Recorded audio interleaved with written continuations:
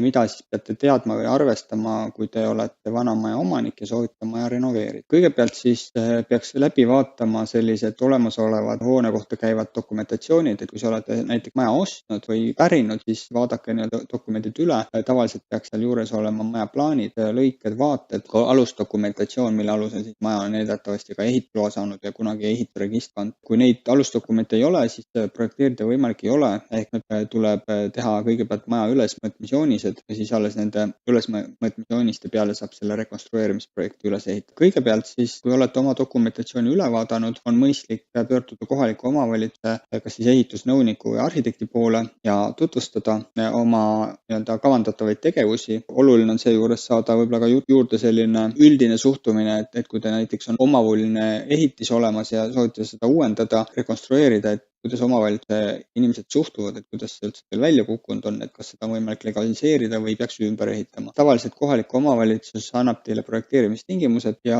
kui te olete siis selline õnnelik inimene, kelle maja on miljöö- või muinsuskaitsealal, siis saate ka teada, mis teil edasi tuleb teha, et kui teil on muinsuskaitsealune maja, siis näiteks on ilmselt mõistlik võtta muinsuskaitse eritingimuste renoveerimistegevust. Meie pakume siis 3 aspekti projekti juures, ehk ajame asjad kohaliku omavalitsuse juures korda, tegeleme projekteerimisega, koostame ehitusprojektid, vajadusel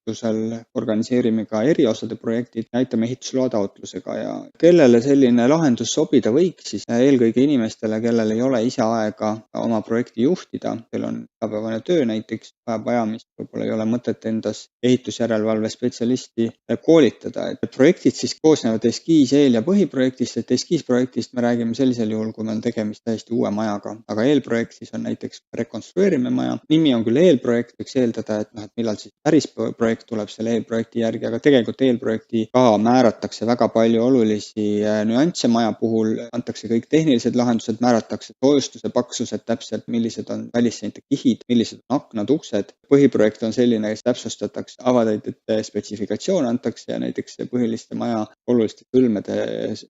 lahendused. Aga eelprojekti juures saab juba ehitusloa taotlemisega alustada ja selle alusel antakse üldise ehitusloa. Ja meie aitame siis juurde projekti juhtimisena, kui te selle meilt tellite, siis eriosade projektide tellimisega, ehk siis konstruktiivne projekt, veekanali, kütte, ventilatsiooni, elektri nõrkvoolu projektid, sellised olulised aspektid, mis tänapäevase eluviisiga kaasas käivad ja millega arvestada. Projekteerimise projekti juhtimine tähendab siis see, et kanname hoolt sellise igapäevase kommunikatsiooni eest, võtame hinnapakkumisi eriosade projekteerijatelt, konsulteerime, räägime need teiega läbi, kontrollime projekteeritud eriosade omavahelist vastavust, ütleme näiteks seal on püstakud, et ikka torud püstakut ära mahuvad, siis ehitusloa taotlemine, laeme projektid CHR-i üles, see on seotud oma tehniliste nüansside detailidega, täidame vajalikud andmed, suhtleme kohaliku omavalitsuse ametnikega, Päästeametiga ning üldiselt reageerime kiiresti ja proovime organiseerida kõike niimoodi, et pall oleks pigem kohaliku omavalitsuse väravas kui meie väravas, et asjad liiguks